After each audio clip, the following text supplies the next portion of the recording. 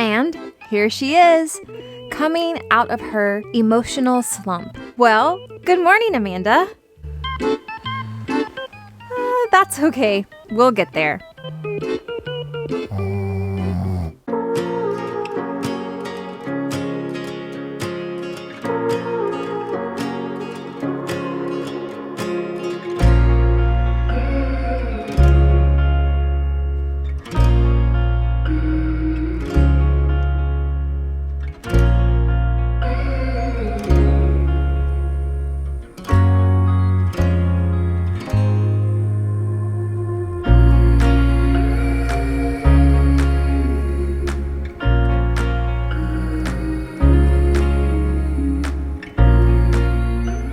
You know that feeling where you believe you can tackle the world and feel certain you'll come out on top? You have energy, excitement, hope, and your motivation meter is off the charts? You're hitting your workouts, eating right, drinking your water, getting up really early, reading your Bible, praying more, and pretty much showing up consistently in your life.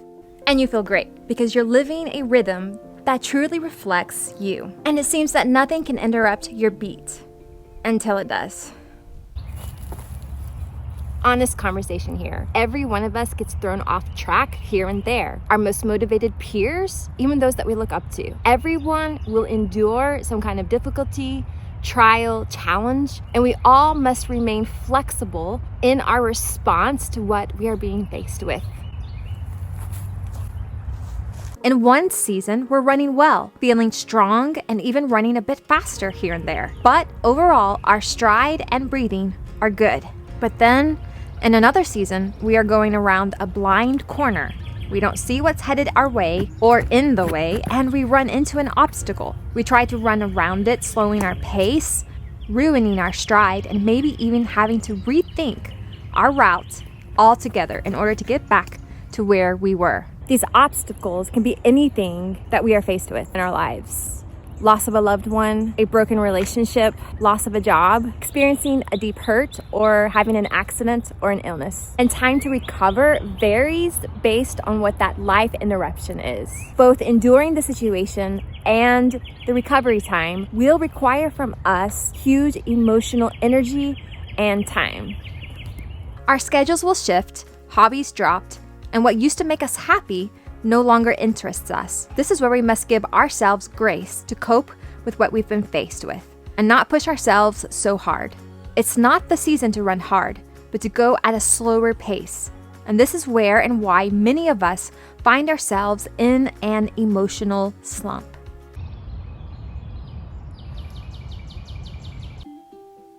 Rest. I purposely go at a slower pace and do what I need to do and step away from what I can afford to. And this will be less commitments and more time at home. Heal.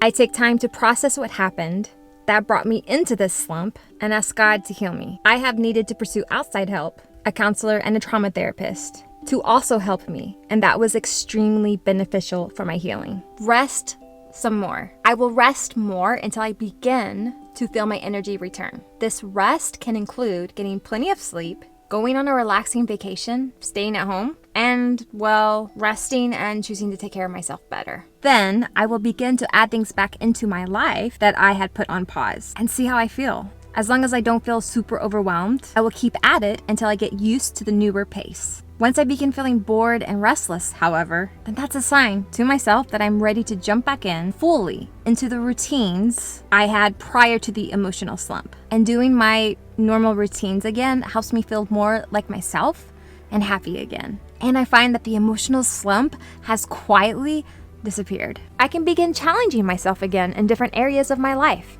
pursuing early mornings, longer runs, eating healthier, focusing harder on my work, serving others more, and reconnecting with friendships. I will also read books, watch motivational content, anything to remind me of the activities I enjoy that bring me back to life and to myself.